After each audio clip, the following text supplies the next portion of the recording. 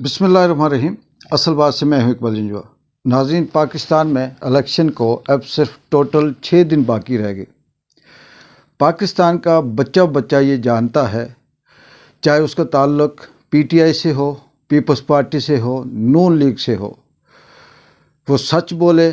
झूठ बोले या दिल में सोचे, बच्चा बच्चा ये जानता है कि ये जो इलेक्शन होने जा रहे हैं, ये कैसे इलेक्शन होने जा रहे हैं। क्या ये जमहूरी हैं या अवाम के वोट से होंगे, या फिर ये गन पॉइंट पर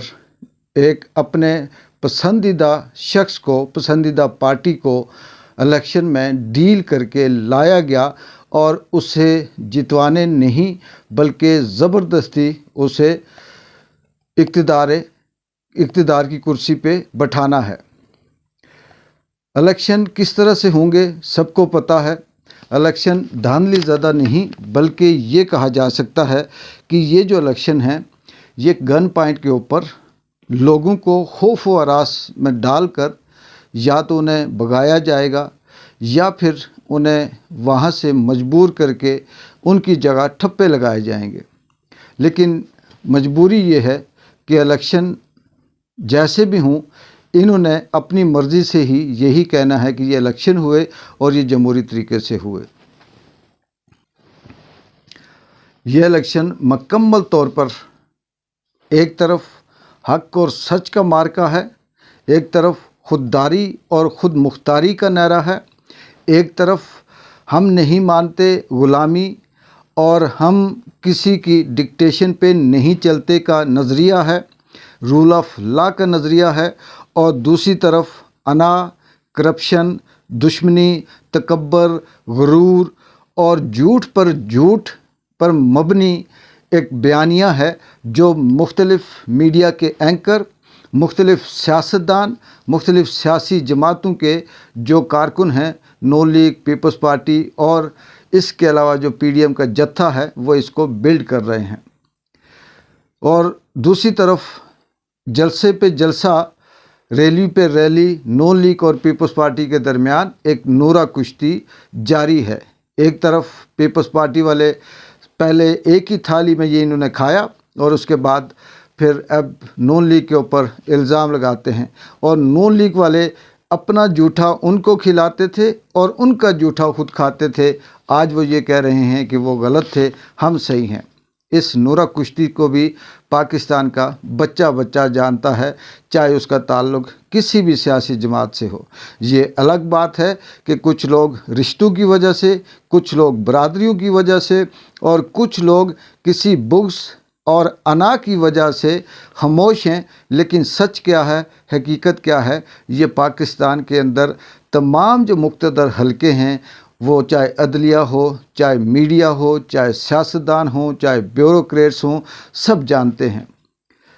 लेकिन अफसोस इस बात का है कि ये सब जानने के बावजूद वो लोग जो अपनी अना की तस्कीन चाहते हैं, वो ताकतवर अपनी करप्शन, अपनी बुग़्ज़, अपने तकब्बर को इस ज़मीन के ऊपर अपने आप को खुदा बनाने के लिए खुदा समझते हैं और उस पे वो अमल पैरा हैं।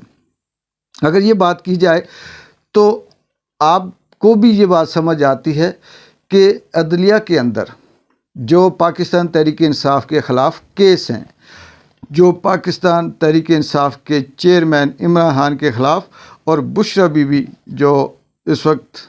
इमरान खान की अहलिया हैं, उनके ख़िलाफ़ जो केस हैं, इन केसों के अंदर चाहे वो तोशा खाना का हो, चाहे वो साइफ़र का हो, चाहे वो केस अल कादर ट्रस्ट का हो, या इसके अलावा किसी कत्ल का, किसी दहशतगर्दी का, किसी नुस्खे अमन का, या किसी भी हवाले से इमरान खान के ऊपर जो केसेस हैं, उनके जो जिरह होती है, उसमें जो वकला, जो गवाह बुलाए जाते हैं, उस गवाह को भी पता है कि मैं क्या बोल रहा हूँ, और जजेस को भी पता है कि ये जो सवाल दिए गए हैं, ये सवाल सच हैं या झूठ हैं। लेकिन इस मुल्क का जो निज़ाम है वो इस कदर यरगमाल है, इस कदर कैप्चर्ड है, इस कदर बेबस है कि जज रोते हुए फ़ैसला सुनाकर फिर इस्तीफ़े देते हैं। इस कदर ये निज़ाम इसने पूरे इस मुल्क की आवाम को अपने कब्ज़े में ले रखा है کہ وہ جو گواہ ہوتا ہے اسے پتہ ہوتا ہے کہ میں جھوٹ بول رہا ہوں، لیکن وہ بول رہا ہوتا ہے۔ کیوں بول رہا ہے؟ پیسے لیے ہوئے ہیں، یا اس کی ویڈیو بنی ہوئی ہے، یا اس کی کال ریکارڈ ہے، یا وہ کانا ہے، یا کہیں سے بلیک میل ہو رہا ہے، یہ الگ بات ہے، لیکن اسے پتہ ہوتا ہے میں جھوٹ بول رہا ہوں، لیکن بولنا ہے۔ جج کو بھی پتہ ہوتا ہے کہ میں یہ کیا سوال کر رہا ہوں اور اس سوال کی کتنی حقیقت ہے، لیکن وہ کرتا ہے۔ اب یہ سارا نظام جب پاکستان کے اندر سب کو پتہ ہے کہ ہونا کیا جا رہا ہے، ہونا یہ لوگ کیا چاہتے ہیں، یہ چاہتے ہیں کہ پاکستان تحریک انصاف کے چیئرمین عمران خان کو سیاست سے آؤٹ کیا جائے۔ پاکستان تحریک انصاف سے کسی کو کوئی تکلیف نہیں ہے، لیکن ہاں، جو عمران خان کا نام لے گا، جو عمران خان کی حمایت کرے گا، جو اس کے ٹکٹ پہ امیدوار بن کر الیکشن لڑے گا، اس کے لیے مشکل ہے۔ وہ اس لیے مشکل ہے کہ عمران خان کے ساتھ جڑنے نہیں دینا، عمران خان کی طاقت نہیں بننے دینا۔ لیکن دوسری طرف تاریخ اس بات کی گواہ ہے، جو ہزاروں لاکھوں سال سے اس دنیا کے اوپر چل رہی ہے، چاہے وہ تاریخ مسخ ہے، چاہے وہ تاریخ حقیقت ہے، اس تاریخ کا تعلق کسی سلیبس سے ہے، یا پھر ان بکس، ان کتابوں، ان رائٹروں اور ان لوگوں کی تاریخ ہے جنہوں نے چھپ کر لکھا، جنہوں نے بعد میں لکھا۔ اس سے یہ ظاہر ہے کہ ہمیشہ حق و سچ کا معرکہ جب بھی ہوا، اس میں حق و سچ کے لوگ کم تھے، اور اس میں خیر و شر اور کفر، جھوٹ، انا، تکبر اور خدائی دعویٰ کرنے والے ہمیشہ زیادہ رہے۔ لیکن شکست ان کا مقدر بنی جنہوں نے خدائی دعویٰ کیا، کیونکہ ہاتھی کی موت چونٹی سے بھی ہے، ہاتھیوں کی موت ابابیل کے چونج میں اس پتھر کے ٹکڑے سے بھی ہے جو ان کے چونج میں تھا۔ اور اسی طرح سے تاریخ گواہ ہے کہ فرعون ہوں یا نمرود ہو، یہ مچھر سے بھی مرے ہیں۔ اور آج اگر پاکستان کے اندر یہ جو 6 دن رہتے ہیں، 8 فروری کو جو الیکشن ہونے ہیں، یہ الیکشن رگڈ، دھاندلی زدہ ہیں۔ اگر یہ طاقت کا مارکا، یہ بیوروکریٹس، یہ نون لیگ، یہ پیپلز پارٹی، یہ میڈیا کے میر جعفر اور میر صادق اگر یہ جیت گئے، تو اس کے بعد پھر آنے والی نسلوں میں کوئی دوبارہ سے خودداری کا، خود مختاری کا نام نہیں لے گا۔ اور اگر حق و سچ جیت گیا تو پھر یہ کہا جا سکتا ہے کہ پاکستان کے اندر بیداری آئی ہے، لوگ نکلے ہیں، لوگوں نے سوچا ہے، اور اس سوچ کے بدلے انہوں نے پاکستان تحریک انصاف کو ووٹ نہیں دیا، اس سوچ کے بدلے انہوں نے اس حق و سچ کو ووٹ دیا جو اس پاکستان کی عزت کو دنیا میں بڑھانا چاہتا تھا، جو پاکستان کی عوام کی بات کرتا تھا، جو اسلام کی سربلندی کی بات کرتا تھا، جو جمہوری اور خود مختاری کی بات کرتا تھا۔ پھر شاید کہ آنے والے کئی دہائیوں کے بعد اس ملک کی تاریخ کے اندر یہ لکھا جائے کہ عوام بے بس تھی، عوام گن پوائنٹ کے نیچے دبی ہوئی تھی، عوام خاموش تھی، لیکن جب انہیں موقع ملا تو انہوں نے اپنے حق و سچ کا استعمال کیا۔